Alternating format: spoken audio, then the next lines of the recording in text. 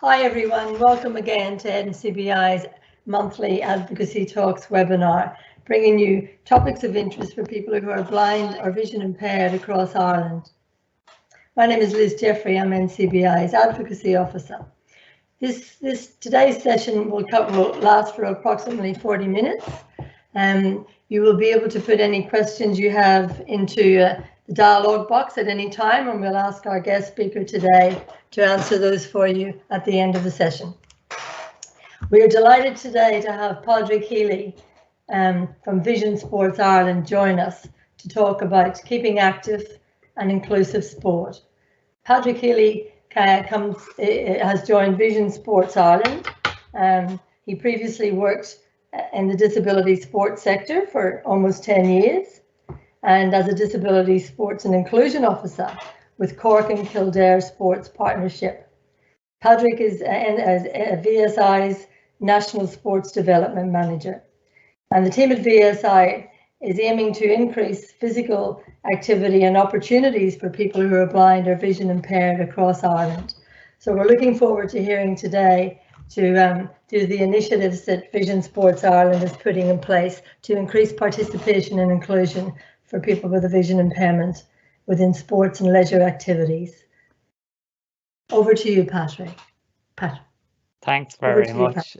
And a big thank you to the NCBI advocacy team for inviting me to come along and speak to you all this afternoon. So as Liz mentioned, my name is Pádraig Healy and I'm the National Sports Development Manager with Vision Sports Ireland. So I have some slides to go through, just a bit of a background on who we are, some of the programs and initiatives which are being rolled out, and then a bit of information on some of the projects that we're working on and we hope to launch in the not too distant future. So as Liz mentioned, I would love to have your input.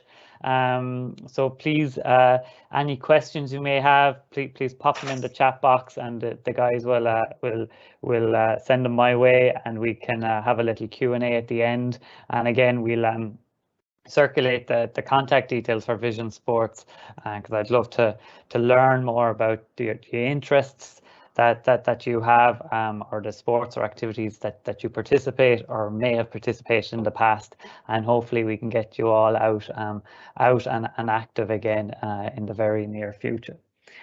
So I guess just a little bit about who are Vision Sports. So as an organization, we were established in 1988, predominantly run by volunteers for many years, and we would have had part-time development officers, and I'm sure some of you may know Joe Geraghty, who was one of the founding members and worked as a part-time development officer for many years.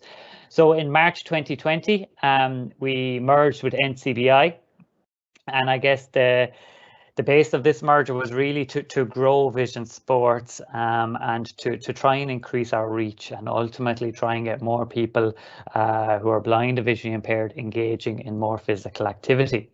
So since that merger, we received an increase in funding from Sport Ireland, who are our main funding body, and I was employed earlier this year, and my colleague Sarah Maloney joined us then during the summer there in late June.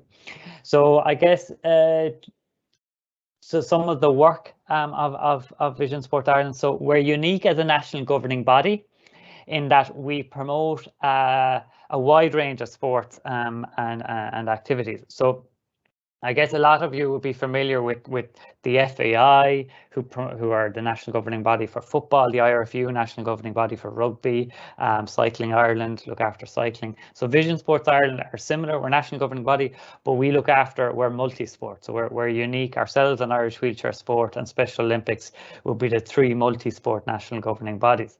So in that, we're doing a huge volume of work to collaborate with as many national governing bodies as possible to try and, I suppose, promote and encourage participation for people who we support within that sport. And I'll touch on later on some more details, an example of some of the projects. So just up on screen at the minute, I just have just a little graph with some of the NGBs which we're collaborating with, just some of their logos. So we have Tennis Ireland, IRFU, the Cycling Ireland logo, FAI, Get Ireland Walking, Triathlon Ireland, Swim Ireland, Athletics Ireland, and Golf Ireland. So these are just some of the national governing bodies who we are currently collaborating with, and we'll give some examples shortly. So I guess I touched on earlier a few moments ago just about who we are and who's on the team. Aaron Mullinoff is the Assistant Chief Services Officer with NCBI, and he's over Vision Sports Ireland, so he is the main boss.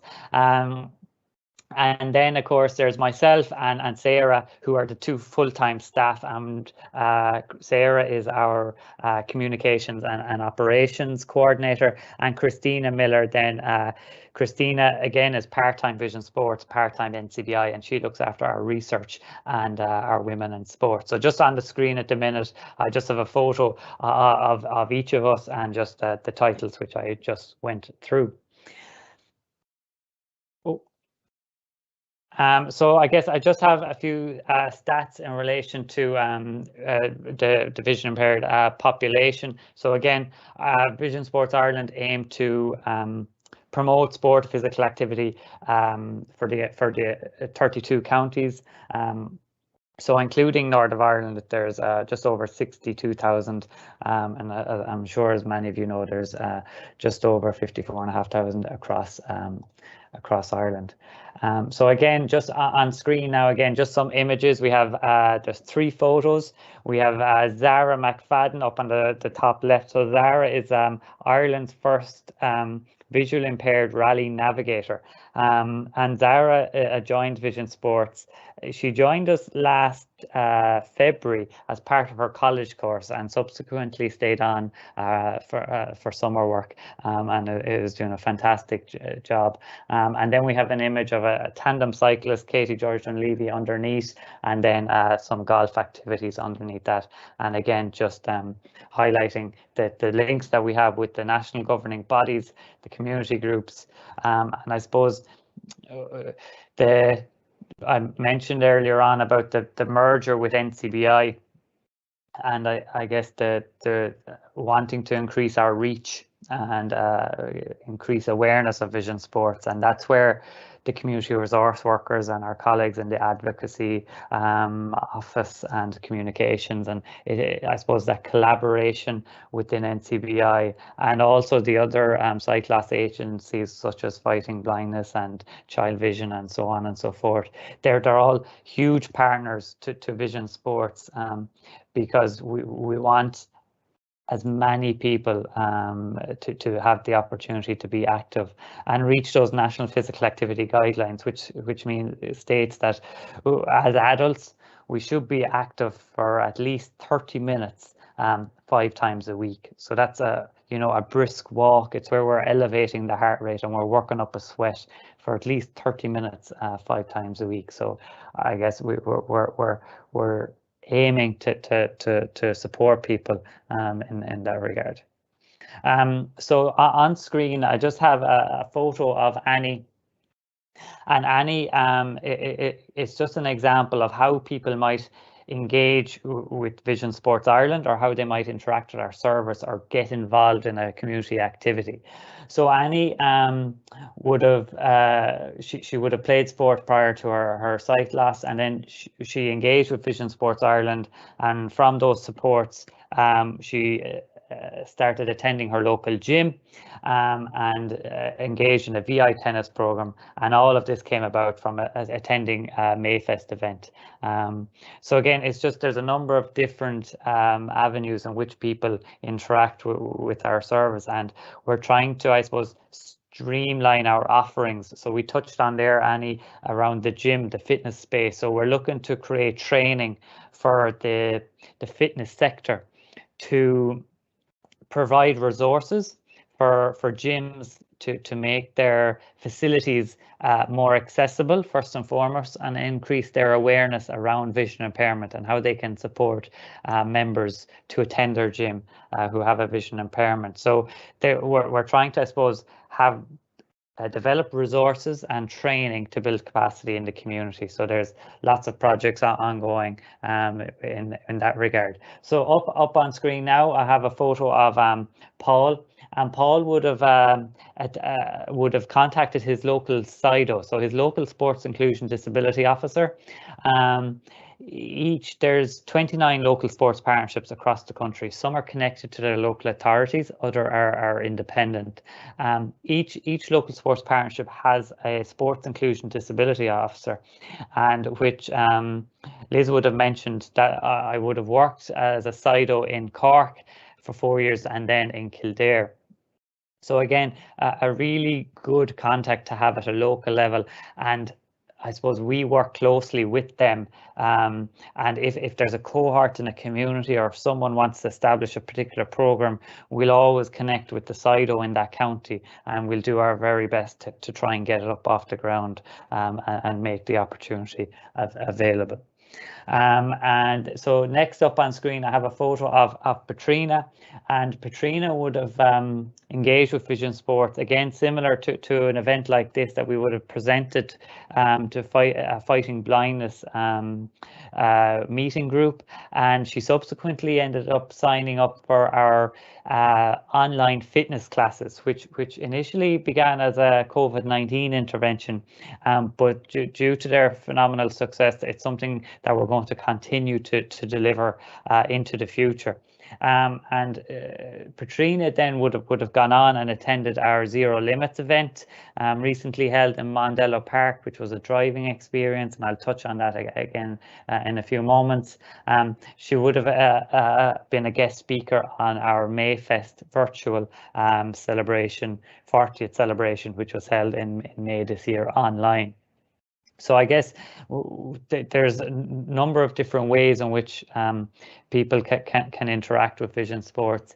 Our membership, there used to be affiliation fee to join Vision Sports. However, we've scrapped that, and we're currently developing a new website. And once the new website's up and running, we'll be encouraging people to log in and become a member of Vision Sports for free of charge. And that way, we're just trying to increase the reach and the number of people who are being informed about activities and engaging with us as an organisation.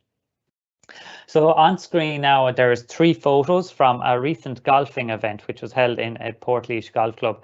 So again, this is just an example of some of the activities which have taken place recently as we return to community engagement following the COVID restrictions.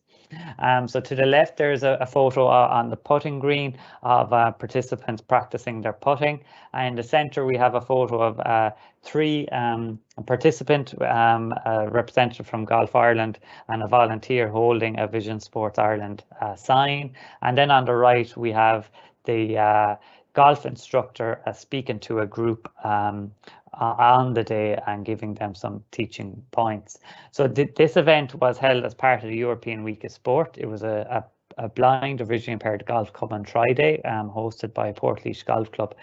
We're currently engaging with Portlaoise Golf Club with the hope that they will become a Midlands VI golf hub, where they would host a monthly golf session. So there is a golf organisation called Irish Blind Golf, and they host come and try days events in Dublin, and also they host competitions then in various locations across the country. So we're looking to get this monthly hub off the ground in the Midlands, and hopefully that can be replicated then in various locations across the country. So next up on screen, I just have 2 photos from the Zero Limits event, which was held at Mondello Park. So this event was hosted by Vision Sports Ireland in collaboration with Motorsport Ireland and NCBI. And the event was a driving experience. So 35 participants who are blind or visually impaired got to drive a dual-controlled Mini Cooper around the racetrack. And it really was a very special and incredible experience for all who were in attendance. For some, they had never driven a car. For others, they may not have driven since they began to lose their vision. So there was a real mixture of attendees, and it was a really fantastic event. And in the afternoon, then there was a co-driving experience. So we had rally cars, and people got to experience a passenger what it would be like to be a passenger in a rally car. And again, that was having got to the opportunity to sit in one of the rally cars. It certainly was an experience I will never forget. So the feedback from participants has been fantastic, and it's something that we hope to engage again in the future. And I guess it's just an example of the ethos of Vision Sports is trying to remove barriers and give people the confidence to engage in an activity, and I suppose the feel-good benefits of that then. So the experience day is one thing, but it's the follow-on. It's for people to I suppose take the initiative and be like, okay, I can engage with Vision Sports Ireland, and I want to learn how to swim, or I want to start attending my local athletic jogging group, and I need a guide, and so on and so forth. So that's, I suppose, we're trying to encourage people to be proactive, and then we can engage and support them at a local level. So next up on screen, I have two photos from the recent vision impaired rugby program, which was launched in Old Wesley Rugby Club in Donnybrook. On the left, there's a group photo from the very first session, which was held as part of the European Week of Sport. There's a photo of the participants, and on the right, the coach is delivering training to some of the volunteers prior to the program beginning. So I suppose Vision Impaired Rugby, it's a collaboration with the IRFU, and the pilot phase is going very well, and it is envisaged that that'll become a monthly program as well, initially based in Donnybrook and Dublin, with hopefully a view to upscaling and having other regional hubs in other provinces, if we can, I suppose, gather the interest in the sport. But again, Vision Impaired Rugby, it's a new sport. It's growing hugely in the UK, in Australia, and in New Zealand. And we've had some wonderful support from our colleagues in the UK in getting this off the ground. So again, it's a new sport, a new opportunity, something different, a team sport, and it's I suppose, giving people the opportunity to try something different. Next slide, I have three photos. On the left, there's a photo of a pilot and a stoker, myself and my good friend Marion Maloney in Galway, who may be on the call today. And then on the right, we have another pilot and stoker, again from the Galway group. And at the bottom, we have a group photo. So this is these photos were taken from the Galway Vision Impaired Activity Club, who are doing fantastic work over there in promoting activity for people who are blind or visually impaired. And they kindly hosted a workshop for a project that we're working on. It's we're collaborating with Cycling Ireland to develop a tandem pilot training course. So the aim of this particular initiative is to create a national register of qualified tandem pilots. So we'll be able to signpost people and connect people to volunteers in their area. So the Galway Vision Impaired Activity Club hosted the first dry run of this course. We're hosting another course will be held in Dublin next week to fine-tune the modules on the course and for the tutors to be comfortable and confident that we have all the various components and competencies of being a pilot included. So then in early next year, we hope to launch to the wider public, and our plan for 2022 is to host 4 courses, 1 in each province as a starting point, and then from there scaling up the particular training course. So again, this is just one example of what I've mentioned around the building capacity in the community, and I suppose we see volunteerism as being a huge part of that. So we're working in the background to put that structure and the infrastructures in place and the safeguarding and so forth. So we'll be able to do more of pairing people up with guides, with pilots, so on and so forth, for people to access activities in their local area, as opposed to have to attend Dublin for lots of the activities, which may have been the case in the past. So we're trying to create, I suppose, a spread. But as many of you know, geography can often be, geography and transport can be huge barriers for people. So on the next slide, I have a poster from our autumn online series. So this, as I mentioned earlier, our online activity classes began as a COVID-19 intervention, but the response and the commitment from those loyal participants has, I suppose, given us the confidence to ensure that it's a program that we're going to continue to offer, and it's a space that we're seeking to grow in the future as well, is, I suppose, allowing people access our programs online. So some of the activities which we have is on Monday there's yoga at 10 a.m. Tuesday there's movement, balance and stretch at 10 a.m. On a Wednesday there's Zoom fitness in the evening, so that's a high intensity HIIT class. On a Thursday there is nature mindfulness, and also on a Tuesday, on a Tuesday evening then we just launched last week Boxercise, which is a new class. So again, if you've interest in signing up to any of these, there's new people attending each week, and we're always welcoming and encouraging people to sign up. And again, accessing these through your tablet or your phone is very easy and accessible, I guess. So it's something we'd really encourage you to do, and it always makes exercise a little easier when you can click in and you're working out with people in various parts of the country, and you have an instructor there giving you teaching points and putting you through your paces. So yeah, absolutely. There's information on our website, but also we'll circulate our contact details should you have any additional questions after.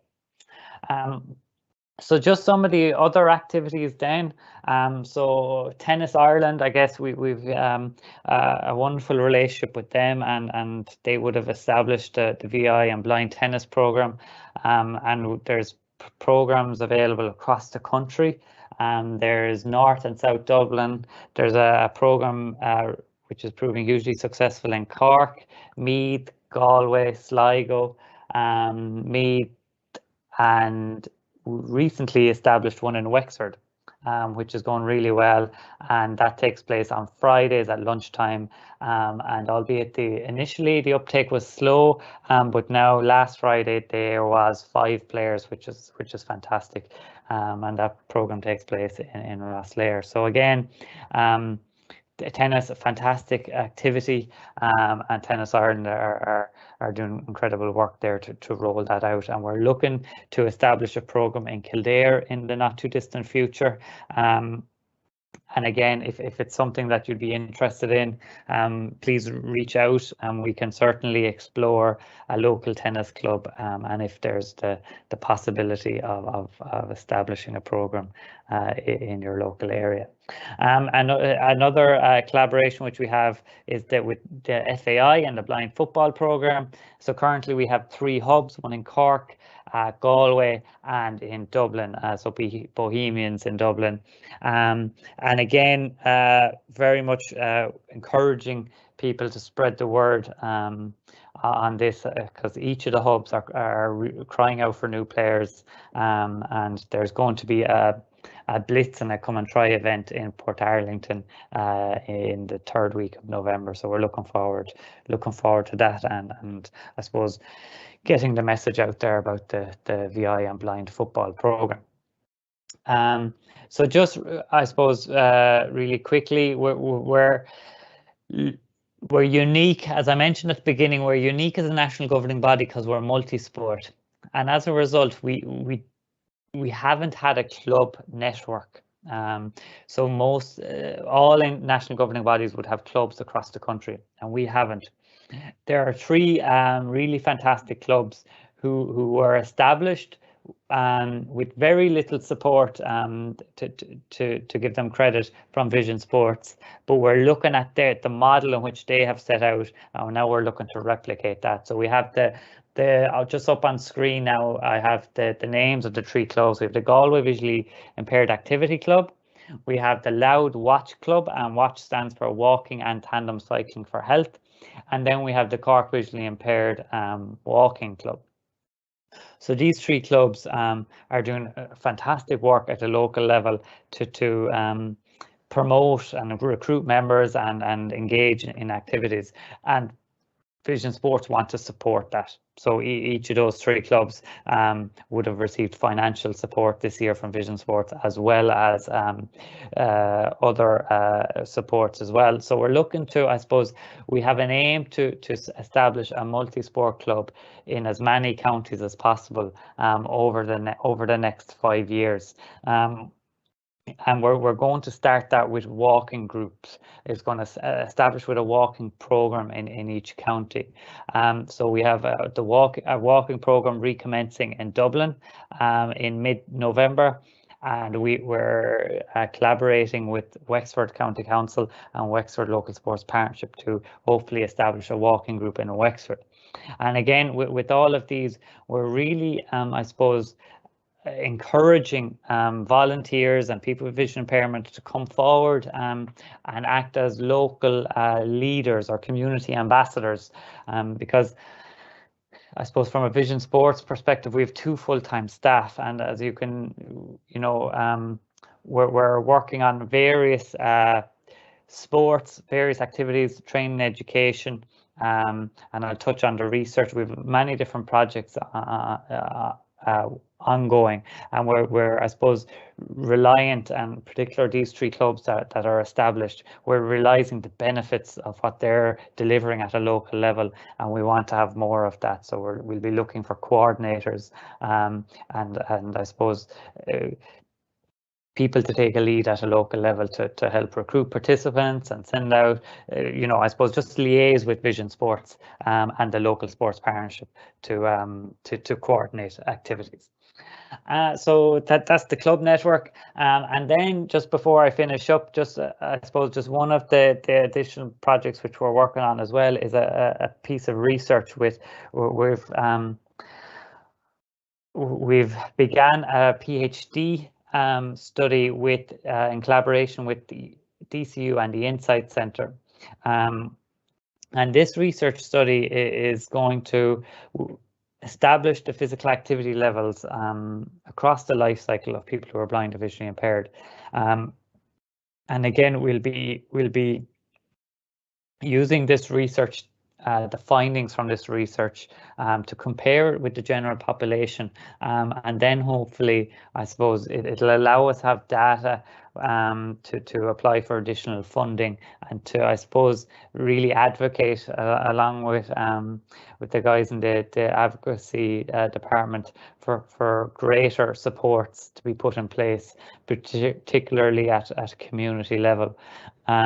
So it will be dependent on the collaboration of the various vision impaired organisations and departments, but also the community, service users and members across the country to support the research study and allow us capture a I guess, an insight into the activity levels, because there's even internationally, there's very little research out there around specifically VI and blind health and sport and physical activity participation. And I guess what this will allow us also identify, we hope, is the barriers, and it'll give us evidence around, okay, what are the real barriers to a person engaging in activity. And I guess it'll just add weight to some of what we're hearing from our members on an anecdotal accounts that we're receiving. This will be very much evidence-based, and will add huge weight to all our applications, and I suppose it'll help inform our developments and our projects going forward as well, which is ultimately what we want. We want to be guided by where the gaps are. We want to be guided by what our members and what the VI community want, and what, I suppose, the supports that are required.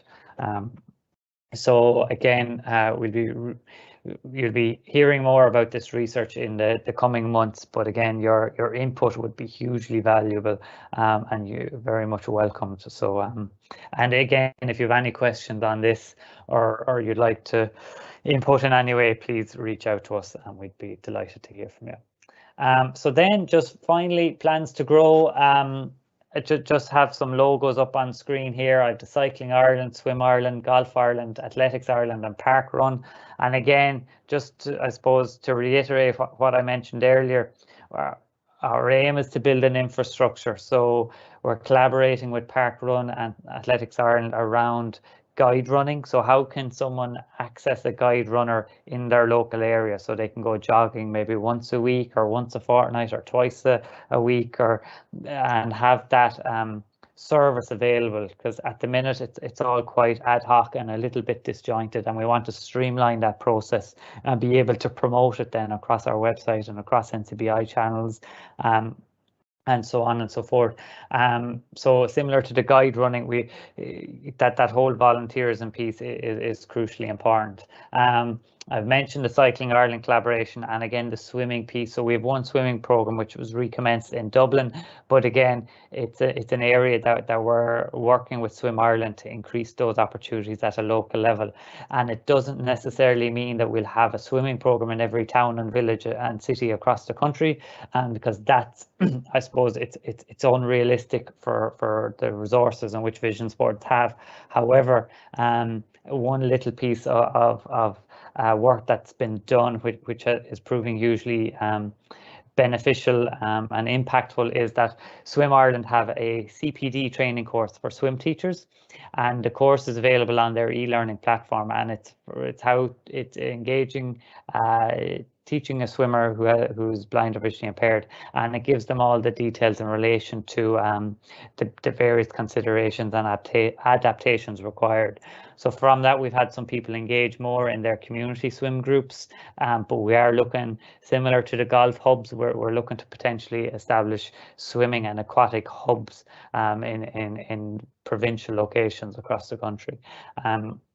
So that's that's another initiative, which again we see swimming as being a big area where there's an appetite from our members, whether it's learning to swim or whether it's engaging in lane swimming and actually improving their fitness levels. And finally, then on the last page, there's just there's a number of photos of the various activities. So we have a group photo from the tennis, rowing, soccer, judo, and from the Mayfest event. And then there are contact details for Vision Sports Ireland, phone number and email address. So the phone number is 086 102 8505. That's 086 102 8585, and visionsports@ncbi.ie. However, we'll circulate contact details for ourselves to you all by email following this talk. So I hope you found some of what I mentioned beneficial or informative, and I'd be delighted to take any questions you have. And again, I suppose just to reiterate the importance of being active and engaging in that physical activity and having those endorphins released, and the physical and mental health benefits are enormous. And I'm sure Marion or anyone else on the call who participates would certainly reiterate that. So yeah, happy to take any questions if there are any, Liz or Aoife. There certainly are, Pádraig, and thank you very much for that wonderful talk. So much going on, and great to hear about the research that's happening in the background as well. So many wonderful collaborations with other organizations and that. So fantastic, thank you. Yes, you do have some questions, and so let me read them out to you. The first question that came in says that the resources are often there, but how are we going to secure fair, consistent access where there is no proper public transport to gyms and clubs? It can be very depressing to hear that it is there and then find out that there is no way to get there. Yeah, absolutely. And does it say who that's from, Liz? Anonymous? No, we've got everybody's okay. going anonymous today. All right, okay. Oh God, I hope there's not some really tricky ones. No, but absolutely. No, that particular one is and that's what we're hearing from our members. It's the transport piece, and I guess it's really frustrating from our perspective. So we receive funding from Sport Ireland for programs and initiatives, and I even had this conversation as recent as a fortnight ago with a colleague in Sport Ireland around funding, and I suppose the restrictions that are placed on us. So our funding could be for programs, interventions, and equipment, but the transport piece unfortunately isn't part of our remit, and our hands are really tied. And that's why I suppose I spoke to you at the beginning, Liz, and it's something I touched on during the presentation, is that whole piece of volunteerism and trying to leverage those in the community to potentially help with that transport, because that's what we're hearing is the huge barrier. We can put all the programs and interventions in place, but if someone can't get to, as that person identified as, the gym or the fitness, well then it makes it all. But unfortunately the transport piece is the Department of Transport and local link and so on, and it's something which we don't have direct responsibility for. However, we are working on interventions that can hopefully overcome and support our members in that regard. So it's certainly something we're conscious of and that we're working on in the background. Yes, and as I said to you earlier, Pádraig, I'll second that about getting to walking trail heads. There's plenty of beautiful walking trails around Ireland everywhere, but actually to get to the trail is, as this comment is highlighted, is often the issue. Actually just getting there is the issue. Another question for you. It says you're doing great things, but you also need to consider the most vulnerable and make sure they are allowed to engage. Not so much a question as a comment, but you might have something to say about that, Pádraig. Yeah, absolutely. Yeah, like I guess we're doing our best with the resources we have. I suppose we since I started earlier this year, we've had to develop I suppose from a baseline in relation to building that infrastructure, which I've touched on, and try to work strategically to have greater impacts. And I suppose the most vulnerable and the older adult population is an area that we're acutely aware of and require that additional supports. And again, always looking to hear suggestions from our members and get feedback as to what they would benefit from with that regard. So we'd love to, I suppose, for that person to engage with us directly and have their input into exactly how we could support that cohort. Great, thank you, Pádraig. And yet another anonymous one. A direct question: are the trainers on the online series trained to support people who are blind or vision impaired? Yes, they are indeed. Yeah, and again, that was something I left out. Is we're launching next month a vision sports awareness training. So it's a 1 hour online course which will be suitable for volunteers, teachers, coaches, and all of our online instructors have undergone that training.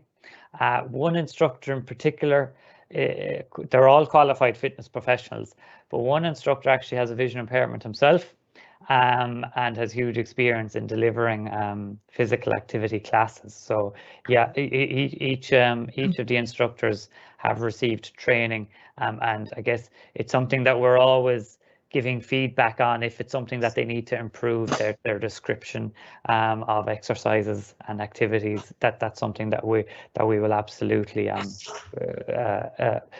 communicate to them. Thank you, Pádraig. And the last one so far is actually a comment that says online is great because the barriers of transport is gone. So your comment around continuing some of the online sessions that came about through COVID is obviously appreciated there. Yeah, and that's great to hear. We're always looking for feedback, and I guess if there's online classes that people would like for us to add to our series, be sure to get in touch, because we're willing to. We want to grow the menu of options online, and I suppose try out. We've added the boxercise, and we hope to add more in the new year. And again, if the appetite is there, we'll absolutely find an instructor. We'll train up the instructor, and we'll make it available to our members. But yeah, it's it removes the barriers. And we've noticed there's been relationships built. We've had people engage and build friendships all online throughout the year. But hopefully we'd still love to bring all our online participants to meet them all in person for in-person activity class, hopefully possibly a Mayfest event or something like that, because I think it'd be lovely for people to meet in person and still participate in the class which they've been participating in, but maybe have a social coffee or afterwards. So yeah, we're looking to grow. We're developing a new website, and we're looking at an app as well. So there's lots. We're looking at that whole space of technology and how that can, I suppose, help us promote health and wellness. And from both a practical perspective, but also from an advice as well perspective as well. So there'll be lots happening with that regard in the coming years. Thanks, Pádraig. Are you sure there's only 4 of you doing all of this? Yeah, well, 2 full-time, 2 part-time. Yeah, it's a lot of great work happening. Yeah, it's really busy, really busy, but it's really good. There's lots of really exciting projects which help keep us motivated, and yeah, ultimately I think a quarter later this year and early next year there'll be projects finally coming to fruition, because it takes time to develop them in the background and then launch them. So we'll be delighted to get some of those initiatives which I've mentioned actually launched and out into the wider public. So then hopefully we can really start increasing the opportunities in the community. But it takes time and sometimes can be slower than we like. But yeah, we're certainly working hard and doing our best for our members. But again, always looking for feedback and always want to engage with service users and members and learn from their experiences.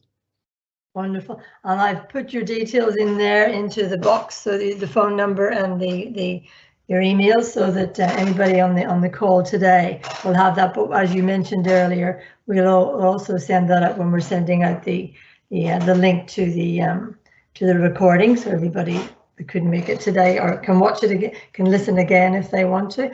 That's all the questions for today. Before I forget, we were talking about accessibility there, Pádraig, and training people to actually deliver the online sessions, which is wonderful. I'd like to thank you for all your wonderful descriptions of all your PowerPoint slides. I think that's much appreciated for people who are listening that can't see. It's often overlooked when people are doing PowerPoint presentations, but your descriptions were wonderful, so thank you.